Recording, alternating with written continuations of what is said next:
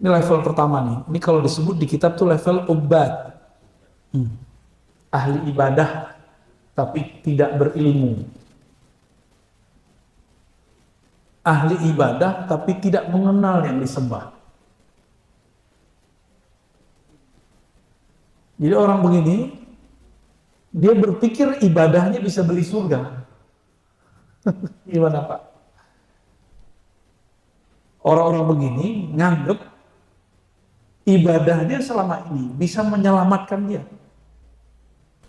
Ini ahli ibadah mental apa? Mental pegawai. Ya, mau pegawai swasta sama aja. Kalau nggak ada fee-nya nggak datang. Kira-kira begitu. Lo Ustadz juga banyak begitu Pak. Nggak ada fee-nya, fee dikit nggak mau dakwah. Kalau belum, kalau kita di level 1, maka banyak-banyak riyadhah dan zikir. Ini versi beliau. Ini versi beliau ya. Karena versi Ar-Razi ada lagi Pak. Jika kita di level 2, mau banyak lagi riyadhah, mujahadah, banyakin puasa zikir. Tapi kalau saya bilang gitu, ntar Bapak kabur semua. Ustadz, gimana caranya supaya hati ini bening? Saya kasih zikir. Untuk teman-teman yang menonton kajian ini, jangan lupa bersalawat kepada Nabi kita Rasulullah Muhammad sallallahu alaihi wasallam. Allahumma salli ala Muhammad wa ala ali Muhammad. Maka berdasarkan ini, Al-Imam Asy-Syarqawi ini kita punya sanad ke beliau, ini pensyarah kitabnya. Hikam teksnya disyarah. Begitu juga Ibnu Ayyad, ya, mereka sepakat mengenai ada tingkatan-tingkatan hamba dalam beramal. Yang pertama, yang bergantung dengan amalannya supaya dapat pahala. Jadi kalau ada hadis atau ada testimoni dari seseorang, semangat beramal.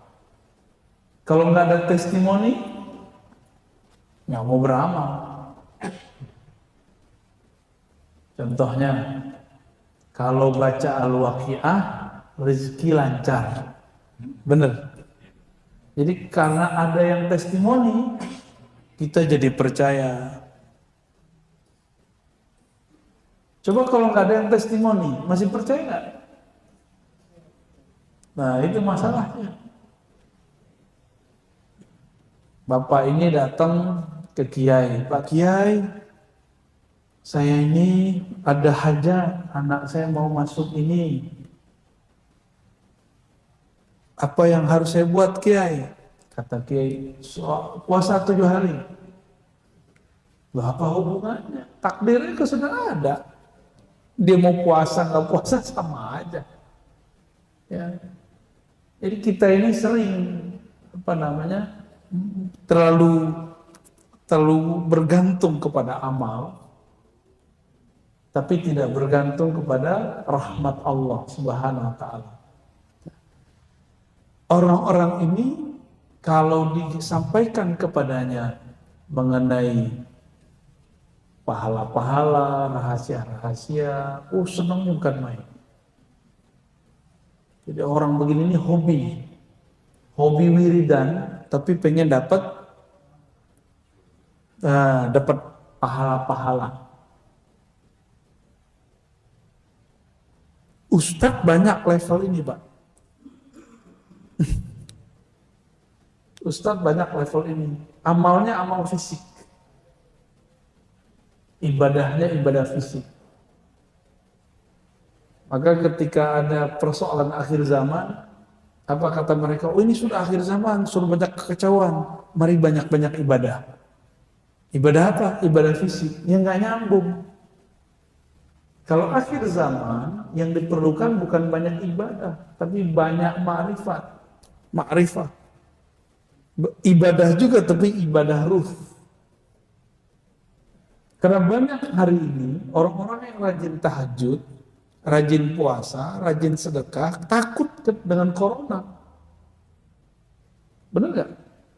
Dan terus untuk apa dia sholat kalau masih takut sama corona? Kita hati-hati boleh, takut nggak boleh. Bisa bedain nggak? Kita sih hati-hati, cuma nggak boleh takut. Ntar gimana? Nah, ini was-was. Lo buang aja sholat yang kemarin itu. Pertanyaannya diulang lagi, emang Tuhan kita, Allah sebelum corona sama sekarang sama? Sama. Takdir Bapak berubah nggak? Meninggalnya kapan? Kan nggak berubah. Mau ada corona nggak ada corona nggak ngaruh Pak. Meninggal ya meninggal. Orang kalau sudah paham begini, diancam orang nggak takut. Kenapa? Dia sudah tahu ajalnya di tangan Allah Subhanahu wa Ta'ala. Nggak ada perasaan-perasaan was-was. Jadi was-was itu muncul karena kurang berbaik sangka kepada Allah Subhanahu wa Ta'ala. Ini level pertama nih. Ini kalau disebut di kitab tuh level ubad. Ahli ibadah tapi tidak berilmu. Ahli ibadah tapi tidak mengenal yang disembah.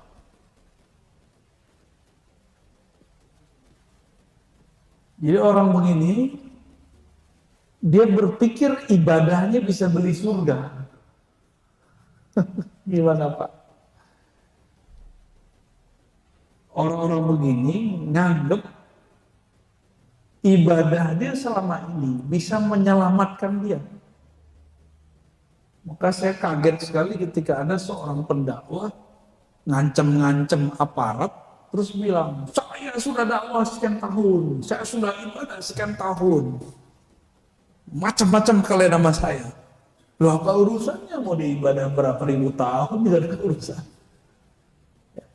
Kalau kita tersinggung gak usah bawa ibadah kita, itu gugur Pak langsung.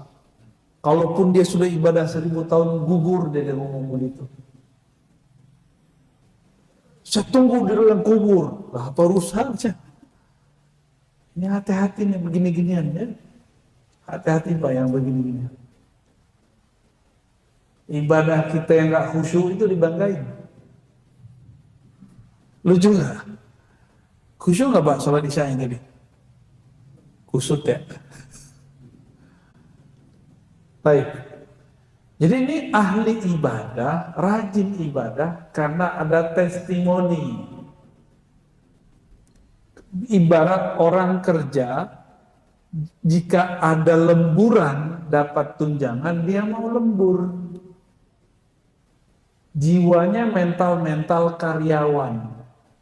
Jadi ini ahli ibadah mental karyawan. Paham maksudnya? Coba, udah lembur, tunjangan nggak turun, ngeluh nggak? Besok masih mau lembur nggak? Nah ini nasibnya orang ini. Dapat testimoni dari orang, baca wakian ya, nanti dari rezeki lancar. Dibaca sama dia. Udah 7 hari, nggak ada efek. Rezeki masih gitu-gitu aja. Udah 9 hari, terus udah mau 40 hari. Padahal baru dibukanya 40 hari. Udah 38 hari, nggak ada juga. Udahlah berhenti aja. Padahal 2 hari lagi Pak. Rumusnya begitu, 40 hari. Contoh, ini contoh Pak. Contoh kalau mau mengambil perhatian Allah Subhanahu wa Ta'ala. Allah ini kan suka diambil perhatiannya.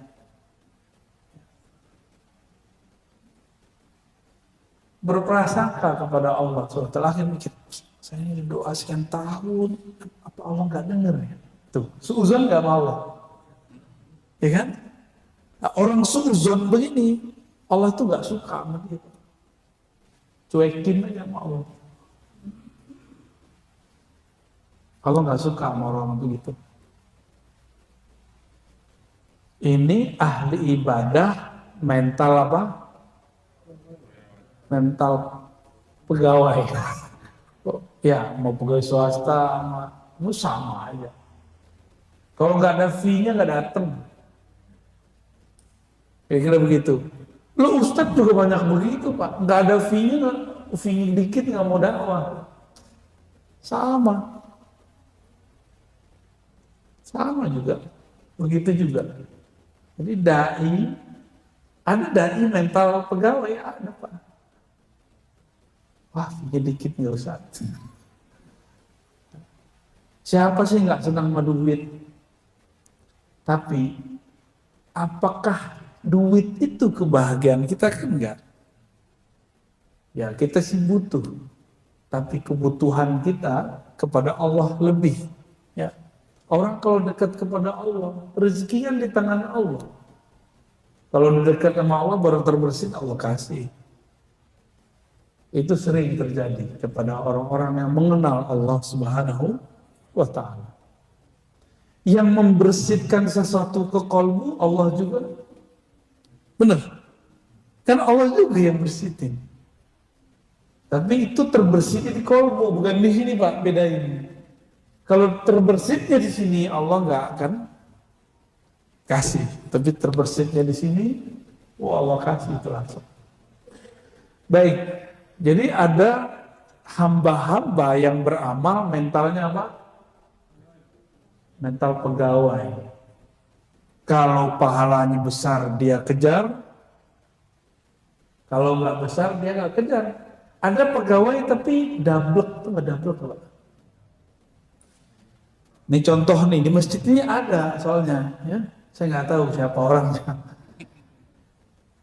Nabi bersabda,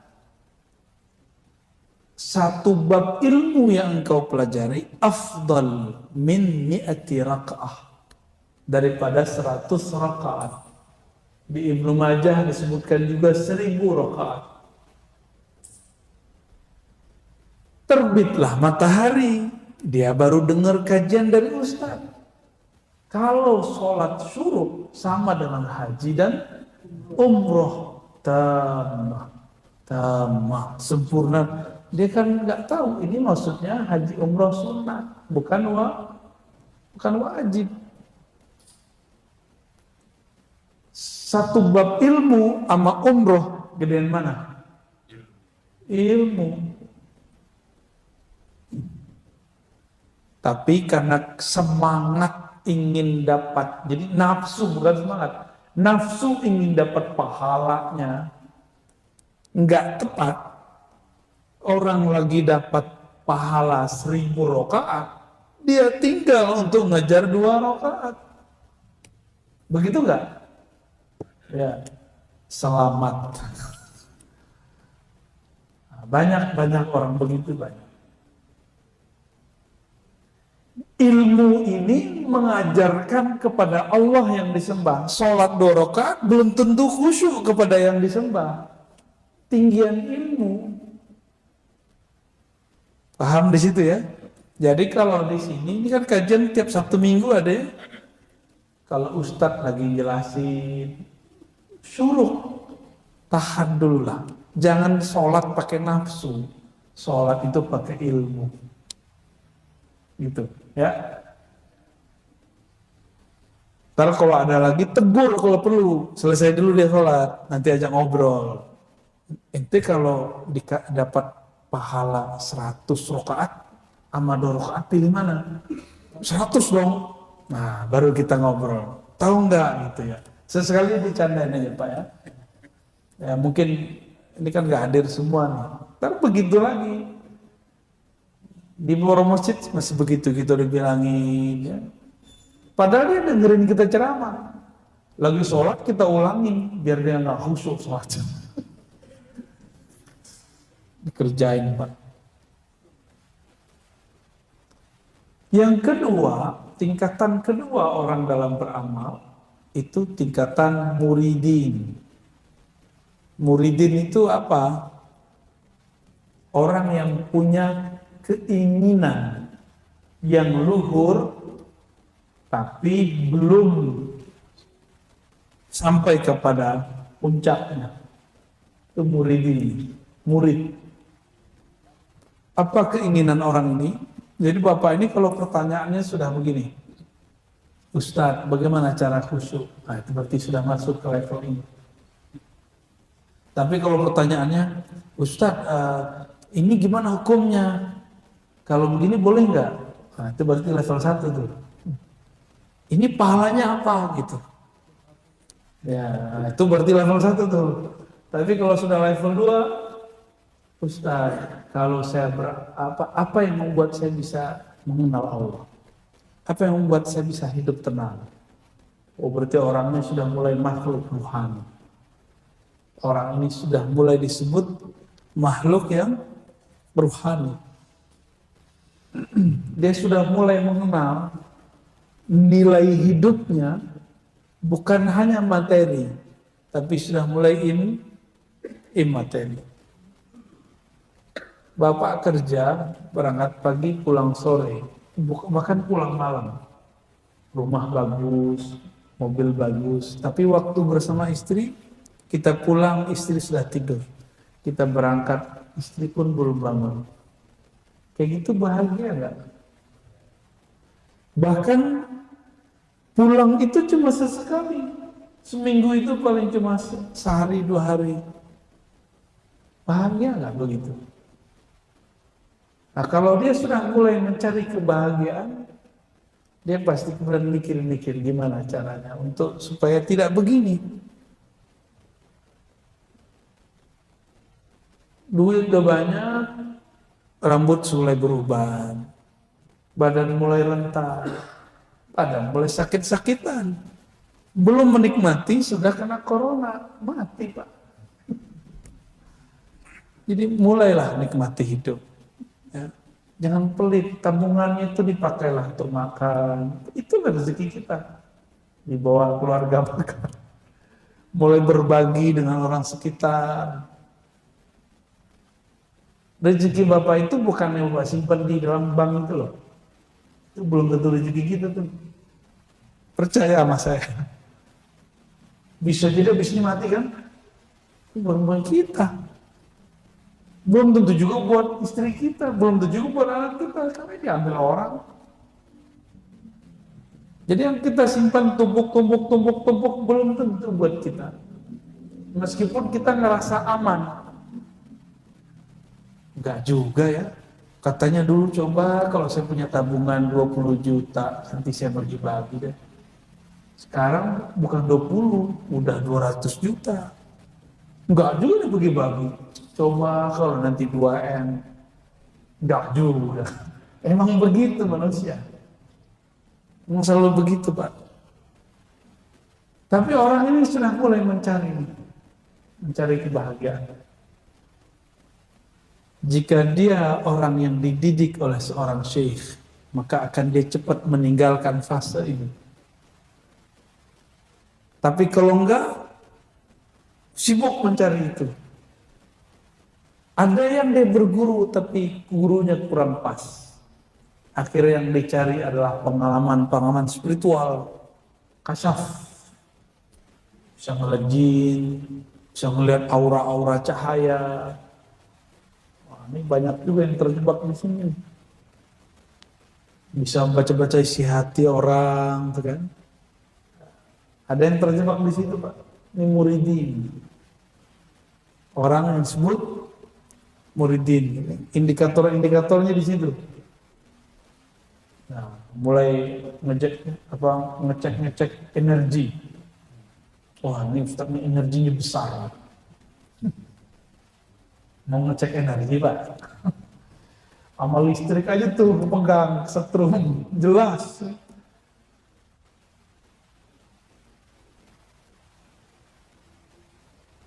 Ini harus cepat-cepat ditinggal ini. Karena ini pun belum disebut hamba hakiki. Ya, harus naik ke atasnya lagi. Apa itu? Arifin. Orang-orang yang arif. Apa arti arif dalam bahasa Arab? Arif berarti orang-orang yang kenal kepada Allah. Orang-orang kenal beda sama tahu loh Pak ya. Bapak tahu Luhut? Tahu kenal nggak? Bapak kenal Joe Biden nggak? Kenal. Tahu doang, kenal mah enggak ya.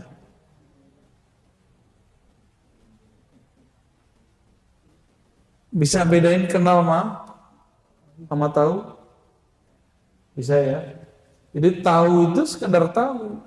Tapi kalau kenal, kita sudah mulai mengetahui namanya, siapa dia, kita pernah bertemu lah minimal.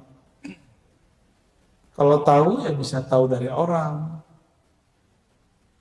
Kalau kenal itu babnya sudah hakul yakin. Babnya sudah apa? Hakul yakin. Kalau tahu baru ilmul yakin. Udah pernah lihat Luhut belum? Anggap aja udah ya. Namanya ainul yakin. Baru lihat. Kalau hakul yakin itu kenal. Bahasa Arabnya ma'rifat. Orangnya disebut arifin. Orang-orang yang arif. Kalau saya sudah kenal Allah, maka sholat itu apapun keadaannya pasti saya sholat. Gitu. Kalau kita sudah kenal Allah, maka kita tahu apa yang kita miliki di badan ini atau harta itu bukan punya kita. Karena Allah mengatakan lillahi ma fis samawati wal ardh. Milik Allah lah apa yang di langit, apa yang di bumi.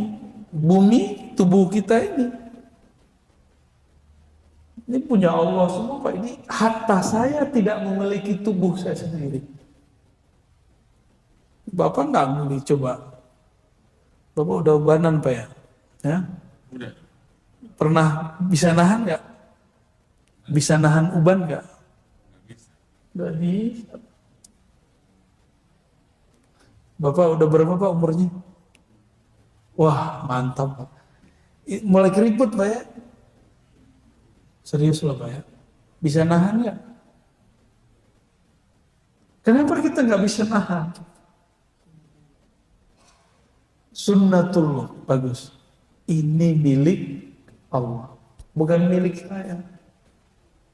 Maka Imam Junaid mengatakan mumpung masih ada hayat, terutama pemuda yang masih muda, banyak-banyaklah mengenal Allah. Banyak-banyak ilmu mengenal Allah. Banyak-banyak ilmu mengenal sifat-sifat Allah, nama-nama Allah Subhanahu wa ta'ala. Sehingga kalau tua, badan sudah nggak sanggup ibadah banyak, tapi kan batinnya sudah dekat. Ini keliru Pak, saya mau banyak-banyak sholat nih pensiun, nggak kuat. Saya yang muda begini aja nggak kuat. Terus Bapak kuat sholat banyak-banyak seperti Imam Abu Hanifah. Sholat dari ba'da isya sampai subuh. Ada yang bisa kuat? Gak ada yang kuat. Imam Ahmad bin Hanbal, murid Imam Syafi'i, sehari itu ibadahnya 300 rakaat. 300 rakaat. Dia kenal kepada Allah. Imam Ahmad itu sudah sering mimpi ketemu Allah. Apa kata Imam Ahmad? Aku bertanya kepada Allah, bagaimana cara mendekatkan diri kepada Engkau ya Rabb? Allah mengatakan, bikalami, bacalah kalamku. Imam Ahmad nanya lagi, ini baca faham atau baca nggak faham? Faham tidak faham, bacalah kalamku, engkau akan mendekat kepadaku. Begitu. Dalam mimpi ini, dan itu ditulis dalam kisah beliau di Manaqib Imam Ahmad rahmatullah alaih. Maka beliau supaya kenangan mimpi bertemu Allah itu terulang, beliau sholat 300 rakaat. Sedari muda Pak. Pas umurnya sudah tua, kakinya sudah nggak kuat, 150 rakaat. Kalau dua rakaat 150, 75 sholat Pak. Gimana tuh kira-kira? Bid'ah nggak itu? Hmm? Kata sebelah bid'ah Pak. Imam Ahmad al bid'ah dong ya.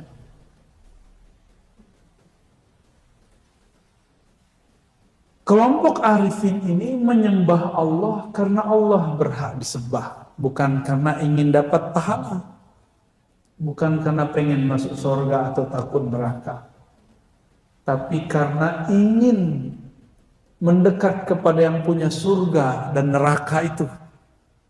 Beda nggak? Surga dunia adalah kebahagiaan, ketenangan, khusyuk. Neraka dunia itu perasaan yang tidak nyaman. Perasaan tidak bahagia itu neraka dunia itu Pak. Gimana? Udah sering dapat neraka dunia belum? Kok nggak nyaman? Apa yang salah ini?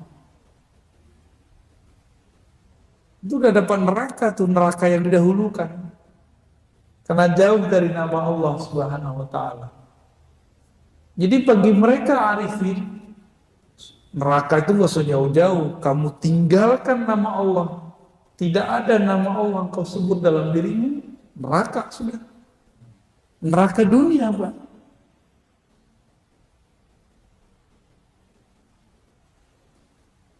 Maka mereka ingin bersama Allah. Jadi nyembah Allah itu bagi mereka gak cari bahagia, bukan menghindari galau. Sholat bagi orang-orang yang kenal Allah, mau galau, mau bahagia, mau khusyuk, mau kusut, bagi dia sholat aja. Dia tidak mencari lagi. Yang penting aku bersama Allah Subhanahu wa ta'ala. Beda ya. Maka orang begini nggak butuh curhat-curhat ke siapapun. Dicurhatnya hanya kepada Allah, selesai. Bapak kalau curhat ke hamba, ke teman, ya, ke kekasih, bisa kecewa. Apalagi ke Ustadz sok sibuk. Emang gak ada waktu. Harta dia sama dirinya dia gak punya waktu kalau Ustadz itu. Dia mau alim, dia ngajar orang. Maka mulailah berdialog dengan Allah, perbanyak istikharah, sholat hajat. Itu cara kita curhat kepada Allah Subhanahu wa ta'ala. Udah tahu cara curhat kepada Allah? Lagi sujud atau habis sholat 2 rakaat, kita ngobrol kepada Allah. Allah dekat bukan? Di mana Allah? Dekatnya gimana? Tadi saya nanya Pak, nggak bisa nahan uban kan? Berarti uban itu kalau tanya ke dokter, nutrisi yang biasa dikasih ke rambut yang hitam itu nggak dikasih lagi. Benar. Berarti nur hayat yang Allah tiup, yang Allah pancarkan ke dalam tubuh ini mulai berkurang. Mulai berkurang, Pak. Apa artinya? Kalau kita membaca la ilaha illallah wahdahu la syarikalah lahul mulku lahul yuhyi wa yumit. Ada yuhyi, ada sifat hayat, ada nama muhyi, mumit di tubuh ini. Di badan kita ini. Dekat kan berarti? Jadi tubuh ini adalah nama Allah. Maka Bapak kalau sujud, mim kepalanya, badannya ha, ya, mim dal. Jadi tubuh kita ini ada replika daripada nama Nabi Muhammad Sallallahu Alaihi Wasallam. Nabi Muhammad itu batinnya sujud terus kepada Allah. Maka dalam riwayat yang sahih Bukhari, setiap kali Nabi minta syafaat kepada Allah untuk membantu hamba-hamba, itu Nabi sujud, Pak. Itulah jawaban. Jadi Nabi ngapain naik ke aras? Nabi sujud di aras itu. Semua nabi-nabi dapat posisi di aras Allah. bertingkat. Tapi yang bisa menembus aras sampai ujungnya itu cuma baginda Nabi Muhammad SAW, dan beliau sujud di situ.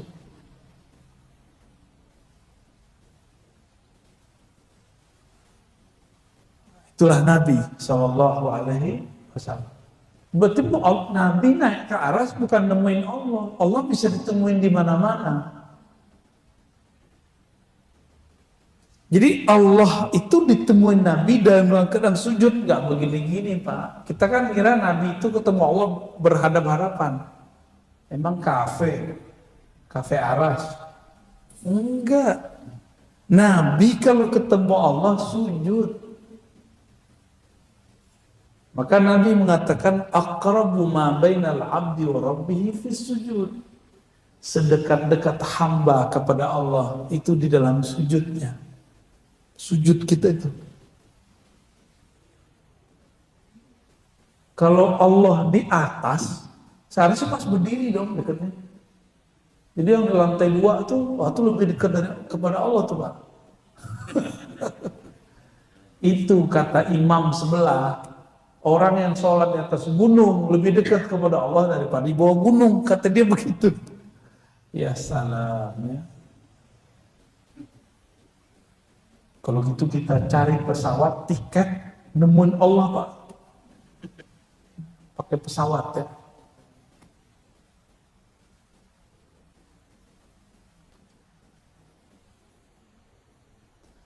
Arifun, orang yang menyembah Allah karena Allah layak disembah. Orang yang membaca kalam Allah karena itulah cara komunikasi kepada Allah. Terus apa maksud Nabi ngomong? Kamu baca Quran satu huruf sama dengan 50 atau 1 10, kalau berwudu 50. Itu untuk orang level 1. Jadi Nabi ini kalau ngomong sama sahabat itu ada level-levelnya. Pemula dikasih hadis itu. Baca Quran nih satu huruf sama dengan 10. Kalau kamu sholat sekian. Kalau kamu sholat dalam keadaan wudhu segala macam dikasih sekian. Itu pahala-pahala kebaikan-kebaikan yang disebutkan untuk motivasi para pemula di kalangan sahabat. Paham? Ya. Abu Bakar begitu enggak? Umar enggak laku mau Umar begitu. Tapi mereka para sahabat kalau mengajarkan pemula lagi disampaikan hadis itu. Itulah mimpinya Imam Ahmad tadi. Baca kalam Allah itu adalah media terdekat kepada Allah. Karena Quran itu kalam. Quran itu bukan mushaf itu Pak. Itu mushaf, tulisan yang merekam kalam Allah. Tapi kalam Allah bukan itu. Itu mushaf namanya. Mushaf Al-Quran.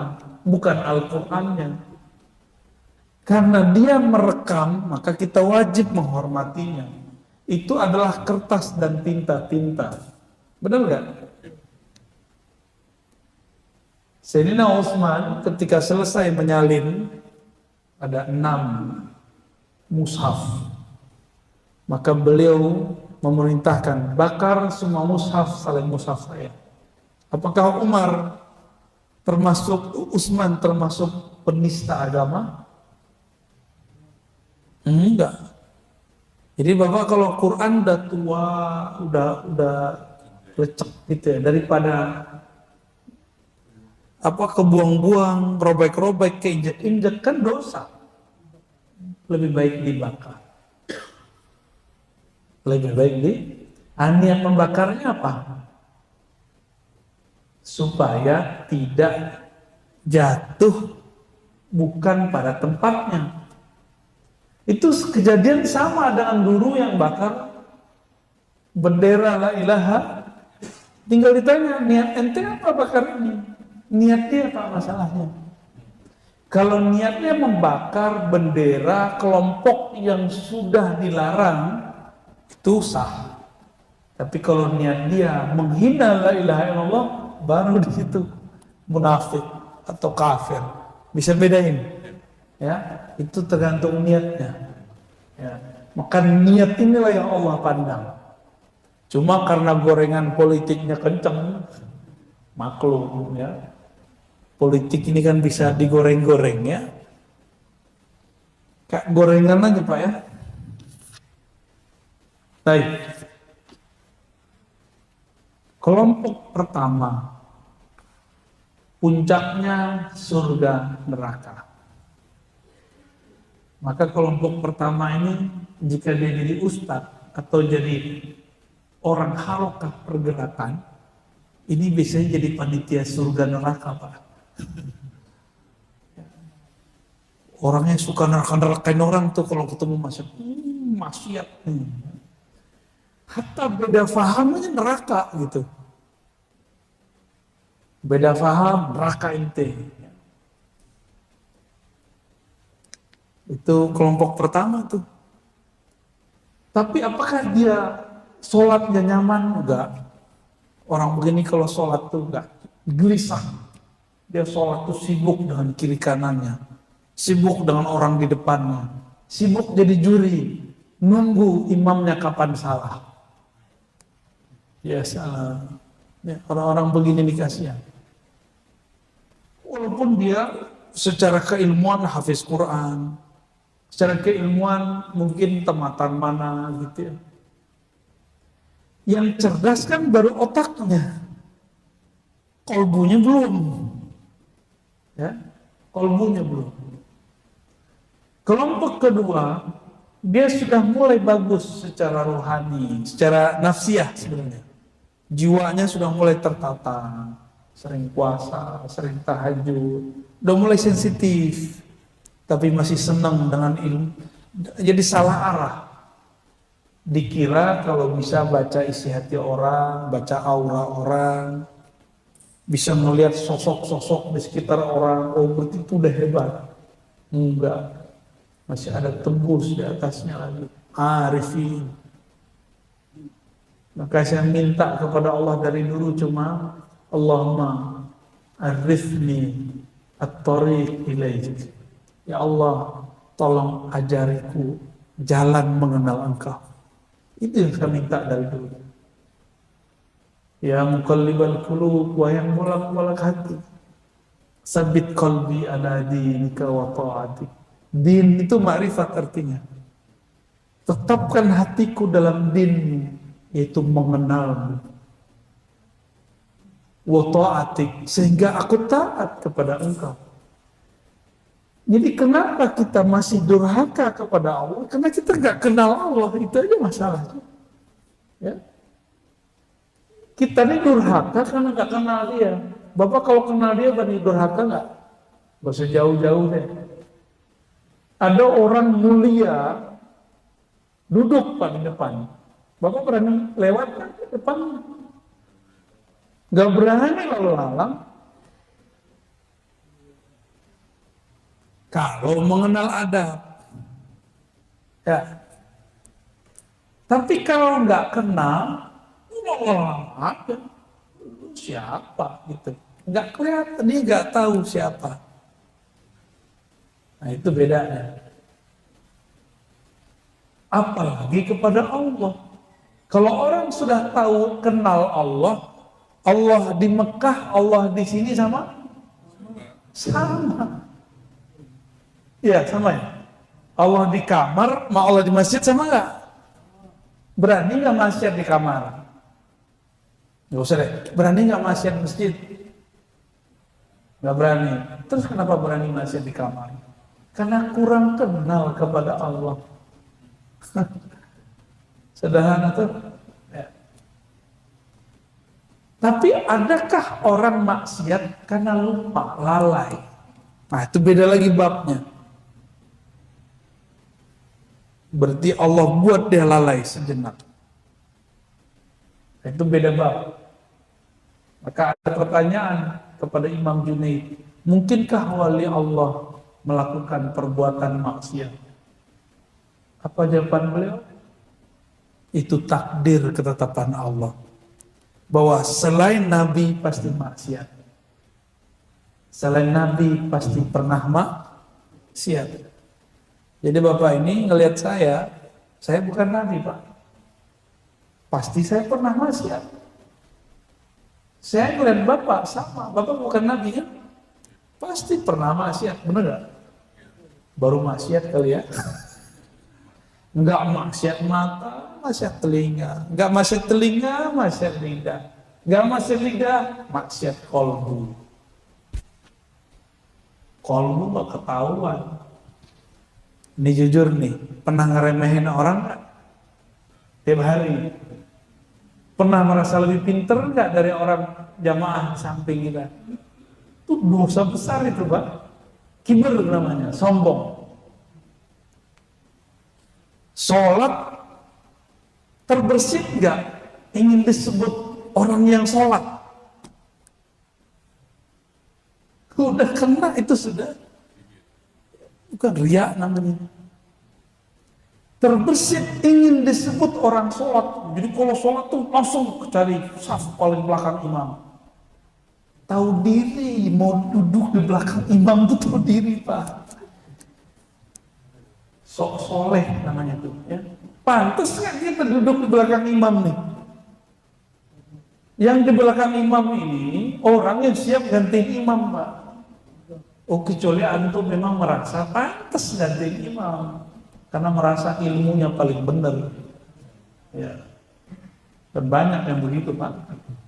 Ya kalau ngerasa ilmunya lebih baik langsung. Tapi ada yang begitu, lagi jos, lagi semangat. Nah, kalau ini kita rahmati, kita sayangi orangnya, kita kasih perhatian, Pak. Dia lagi semangat nih belajar agama. Dapat hadis, tahapan soft pertama. Soft pertama itu kan bisa di ujung, bisa di sono. Jangan di sini. Pakai celana gunung lagi kan, nggak sopan amat sholat. Sholat pakai sarung, Nabi itu nggak pernah sholat pakai celana gunung. Coba antum cari di hadisnya. Ustaz, yang penting itu di atas mata kaki. Pakai sarung lebih enak di atas mata kaki, tinggal diputer-puter aja. Yang pantas sholat itu. Apalagi pakai training. Yang paling lucu pakai celana dalamnya orang Arab. Tahu nggak celana dalam orang Arab? Itu yang putih itu. Ada yang pakai nggak? Mohon maaf nih. Sunnah Nabi pakai sarung, pakai celana boleh, tapi jangan pakai celana dalam orang Arab. Oh ini celana sunnah nih. Ya salam. Yang ngerti sunnah itu ahli hadis. Itu namanya ahli hadas. Ya. Kalau mau pakai gamis kalian begini ya kan? Kalau enggak celana yang pantas. Kita kalau ke kantor celananya yang pantas. Masa ke masjid celananya enggak pantas. Itulah makna ayat khudhu zinatakum inda kulli masjid. Ambillah, pakailah pakaianmu yang pantas ketika ke masjid. Bapak keren-keren kan ke masjid, ke kantor. Mau ketemu siapa di kantor? Ketemu makhluk kan? Ini mau ketemu Allah, masa gak bagus-bagus? Jadi mulai besok pagi ke masjid tuh pakai baju yang bagus, nggak mesti baru, ya yang bagus. Ada Pak di sini yang sholat pakai celana gunung belakang imam. Mau bilang ada nih. Nggak tega katanya. Itu bukan dimarahin Pak, disayang orang begitu, dikasih perhatian dia. Mungkin dia baru dapat hadis fadilah soft pertama. Kan kalau di Sahih Bukhari itu lafaznya begini. Seandainya manusia tahu, ya, law arafan nas, law aliman nas, ma fil azan wa saffil awal. Kalau orang tahu apa rahasia azan dan saf pertama, lastabaqu alaihi, maka mereka akan berlomba-lomba untuk azan, diundi kalau perlu. Bapak itu undian, rumah Nomor berapa Pak? Angkanya A1, Pak Abdullah, Pak Abdurrahman, Abdurrahim. Diundi Pak. Kalau orang tahu rahasia azan. Tapi kan bapak ini sok kaya, bisa bayar merbot, gaya ya. Gregetan kita mau orang begitu. Ya. Tapi karena azan ini simbol Islam, nggak bisa juga kita pakai undi-undian. Kita carilah orang yang suaranya enak didengar. Kalau ngikutin Nabi berat. Kata Nabi, ambillah muazin yang tidak minta tarif. Berat. Berat kan? Berat sekali. Kalau sekarang nggak ada orang begitu. Ada paling di pojok kampung. Nggak ada. Kita pengertian juga dengan muazin kita. Dia nggak minta, tapi kita fasilitasi. Tanda kita memuliakan beliau. Ini kan lucu ini para jamaah ini. Kalau guru les, guru private anak, dibayar mahal. Giliran guru ngaji, imam, bayarnya dikit. Karena yang imam ini kurang ikhlas, wajar. Dompetnya Pak. Jadi dia sholat, Allahu Akbar, dompetku kecil ya Allah. Allahumma shalli ala Muhammad. Wah, udah 8:30 ya.